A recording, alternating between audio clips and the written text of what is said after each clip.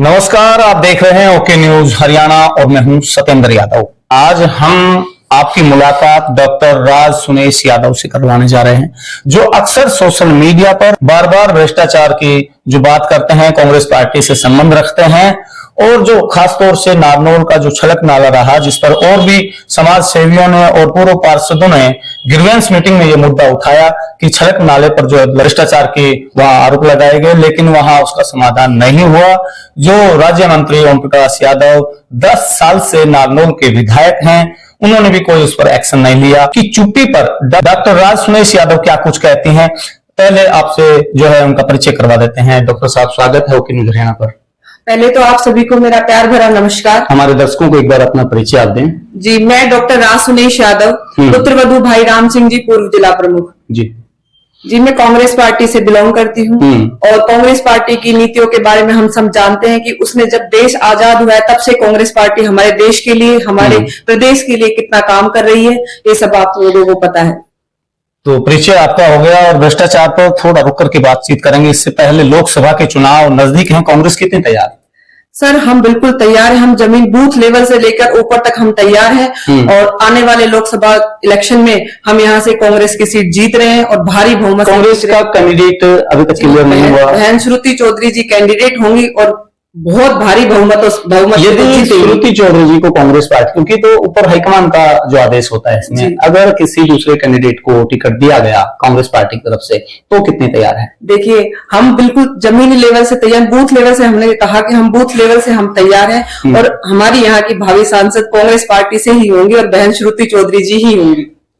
श्रुति चौधरी ही महेंद्रगढ़ भिवानी की सांसद होंगी, ये डॉक्टर राज सुनेश यादव कह रही हैं। अब भी और जो दूसरे नारनौल के जो समाज सेवी लोग हैं या पूर्व में पार्षद भी रहे हैं, उन्होंने भी जो छलक नाले का जो जिक्र बार बार मीडिया, सोशल मीडिया, दूसरे प्लेटफॉर्म्स पर आता रहा, तो जो भ्रष्टाचार पर आप अक्सर जो भारतीय जनता पार्टी पहले वो कांग्रेस पर आरोप लगाते थे कि कांग्रेस ने भ्रष्टाचार किए, अब आप और आपकी टीम, आपके साथी लगातार भ्रष्टाचार पर उंगली उठा रहे हैं। कितना, क्या कुछ आप इस पर कहेंगे? सर देखिए, आप सबको पता है कि बीजेपी की सरकार में हमारे यहाँ प्रदेश में और देश की क्या हालत है। गरीब जो लोग हैं वो गरीब होते जा रहे हैं और अमीर लोग अमीर होते जा रहे हैं, सभी को पता है। और जहां तक भ्रष्टाचार की बात कर रहे हैं कि जी जो बीजेपी पार्टी है वो सिर्फ अपने जो अमीर दोस्त हैं अंबानी वगैरह को ही आगे बढ़ाते जा रहे हैं। यहाँ हम हमारे नारनौल की बात करते हैं, यहाँ पे एक बहुत जरूरी काम है कि छलक नाला अभी तक पूरा नहीं हुआ। पिछले 7 साल से काम चल रहा है उसका और अभी तक वो पूरा नहीं हुआ। बार बार आप और दूसरी जो टीम है वो आरोप लगाते रहे, ग्रीवेंस मीटिंग में भी ये मामला गया। जी सर, ऐसा क्यों हो रहा है? क्योंकि उसकी जांच ही पूरी नहीं होती। आपको क्या लगता है? क्योंकि सर बीजेपी सरकार है, इसमें अपने लोगों को आप ये कहना चाह रहे हैं कि भ्रष्टाचार मतलब बीजेपी का मतलब भ्रष्टाचार? जी, वो कह रहे हैं कांग्रेस का मतलब भ्रष्टाचार। सर कांग्रेस पार्टी तो यहाँ 10 साल से है ही नहीं। अब जब से छलक नाला का काम चला है, आप ये देखिए कि बीजेपी की सरकार है, बीजेपी के यहाँ पे मंत्री है, यहाँ पे जो आपकी चेयरपर्सन थी वो भी बीजेपी से बिलोंग रखते थे सभी लोग। तो आप बताइए तब से वो आज तक वो काम कंप्लीट क्यों नहीं हुआ? डॉक्टर राज सुनेश यादव भ्रष्टाचार के आरोप मौजूदा सरकार पर, यहाँ जो विधायक हैं पिछले 9.5 साल से, उन पर भी आप कुछ कहना चाहेंगे?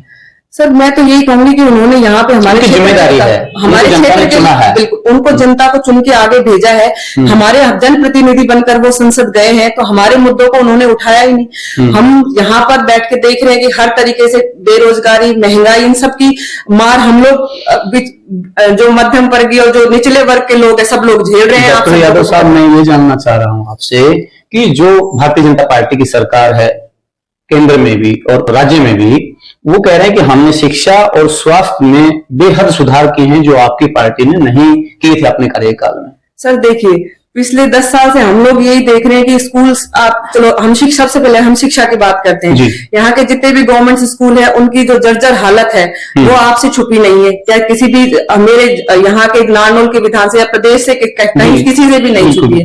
वहां पे स्कूलों में बच्चे नहीं है। दूसरी बात अगर मैं करूँ, वहां पे बैठने की कोई भी अच्छी व्यवस्था नहीं है, घास फूस उनमें उगे हुए हैं, उनकी कोई साफ सफाई के लिए कोई भी काम नहीं किया।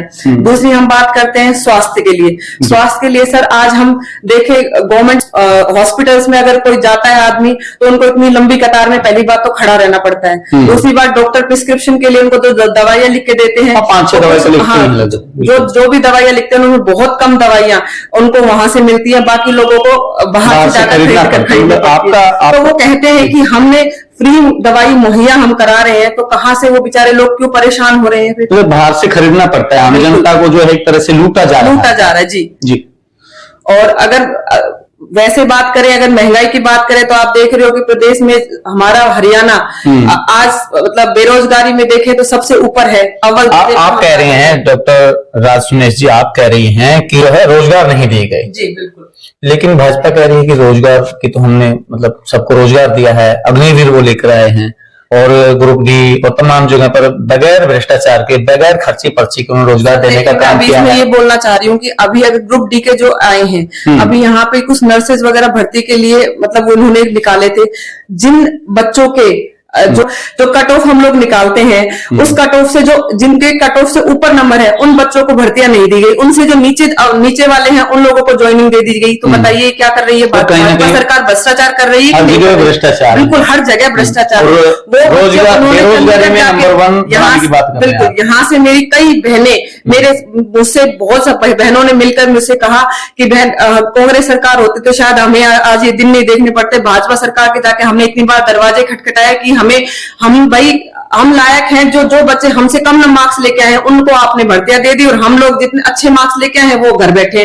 तो बताइए क्या कर रही है भाजपा सरकार? आप नहीं, और उनकी कोई सुनवाई नहीं हो रही। सबसे बड़ी बात, वो बेचारी अपना घर बार छोड़कर अपने पंचकुला में जाके एसएससी कमीशन है उसके सामने बैठी है वो, और उनका कोई सुनवाई नहीं हो रही। कितने दिनों से धरने पे बैठी है, कोई भी सुनवाई उन लोगों की नहीं हो रही। धरने प्रदर्शन तो लगातार चल ही रहे, बिल्कुल चल रहे। किसान आंदोलन जो पहले 378 दिन चला, जी, अब फिर से किसान आंदोलन की राह पर है, इस पर क्या कुछ आप कहेंगे? सर देखिए, किसान जो आज हम रोजी रोटी खा रहे हैं, हमारा जो देश है वो हम किसानी पे ही चलता है।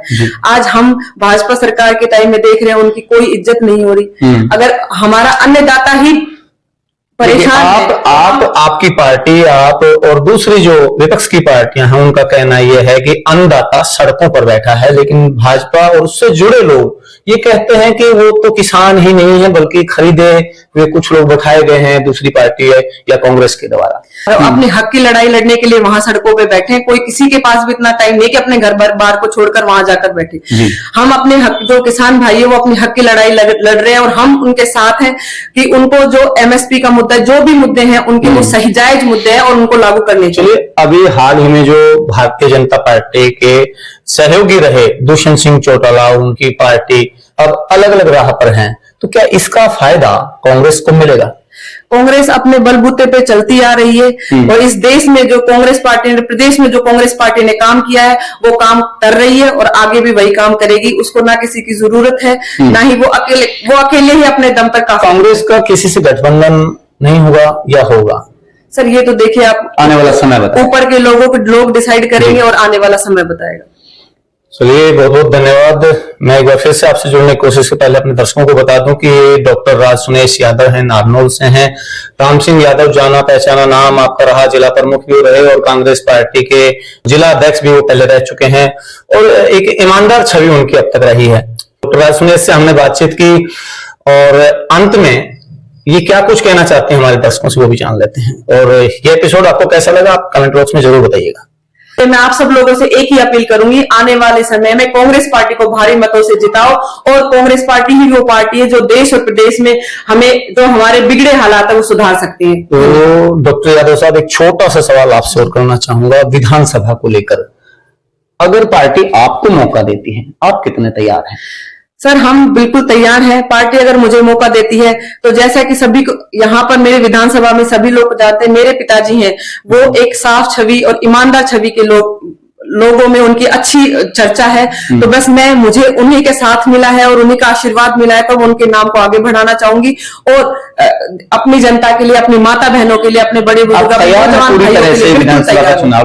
बिल्कुल तैयार। चलिए, बहुत बहुत धन्यवाद। डॉक्टर राज सुनेश यादव हमारे साथ में थी और उन्होंने तमाम सवालों के जो है जवाब बड़ी निडरता के साथ में और पारदर्शिता के साथ में इन्होंने दिए हैं।